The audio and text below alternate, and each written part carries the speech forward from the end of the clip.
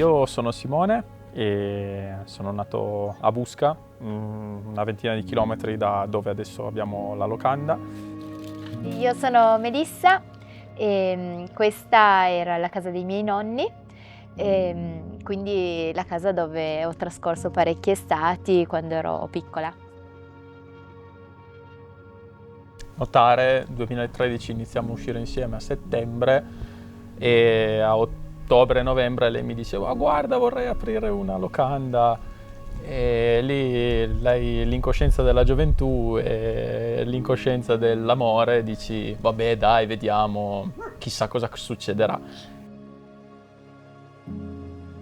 Sostanzialmente noi qua abbiamo ad oggi 5 camere, ce n'è una da 2, le altre invece sono tutte più grandi, più spaziosi, perché poi crescendo noi come famiglia abbiamo sentito anche l'esigenza di dare ospitalità alle famiglie.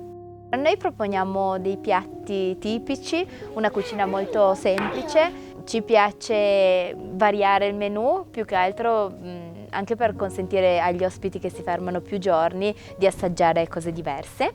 Tutto quello che noi serviamo ai tavoli sono cose prodotte da noi, dalla pasta fresca al pane, i grissini, i dolci. Solo quest'anno abbiamo aperto una piccola bottega e questo ci consente anche di poter vendere i prodotti che assaggiano i clienti durante i pasti.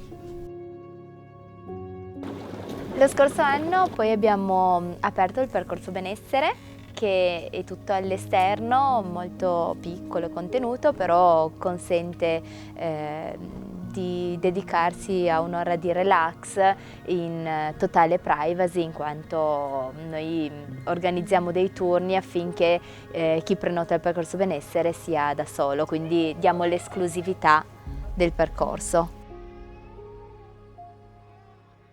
Fine.